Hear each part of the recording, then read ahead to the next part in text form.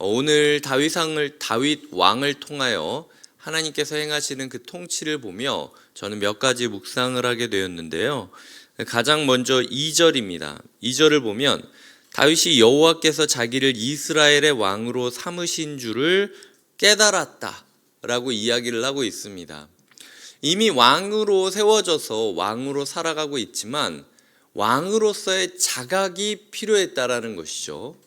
우리가 하나님 나라의 통치권을 가진 하나님의 청지기, 하나님의 군대의 장관으로서 우리가 어느 위치에 있는 것인지 우리가 자각하는 것이 필요합니다.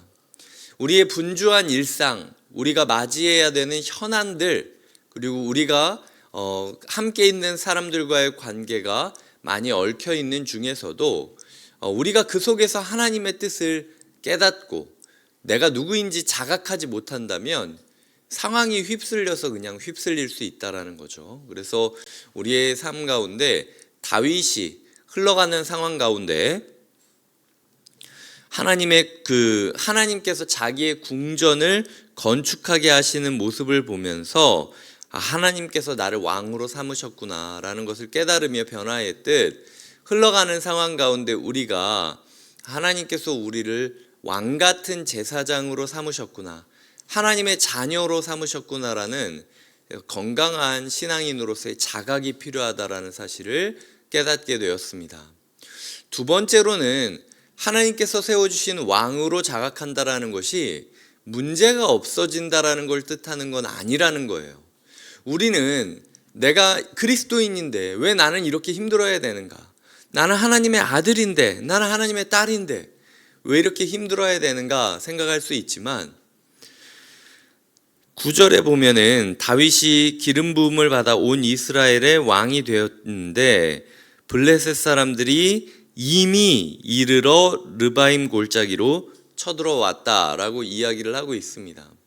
문제는요, 우리가 준비하기 전에 이미 이르렀다라는 것이죠. 우리는 하나님 나라의 왕으로서 문제를 두려워하고 피할 것이 아니라 문제가 이미 우리에게 다가올 수 있음을 기억해야 한다라는 것이죠. 중요한 것은요, 계속해서 묻는다라는 겁니다. 아까 말했던 9절에 이미, 13절에 다시, 이미와 다시의 계속되는 반복들 가운데 우리는 하나님께 묻자온데, 그리고 14절에서는 또 하나님께 묻자온데, 여러 가지 상황 가운데 왕권으로서 바르게 왕권을 행사하는 것이 무엇인가?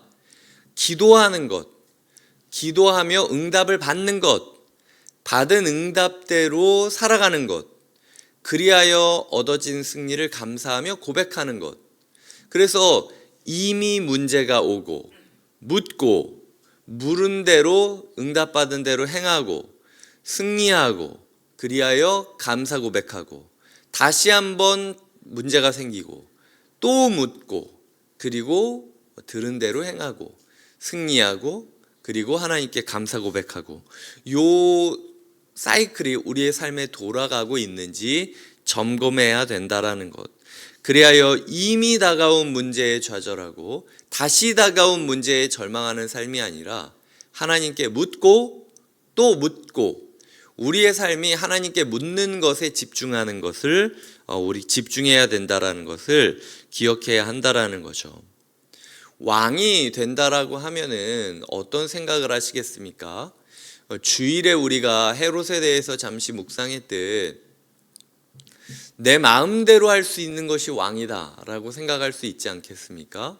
나라의 절반이라도 주겠다라는 허세를 부리는 것이 왕이다 라고 생각할 수 있지 않겠습니까?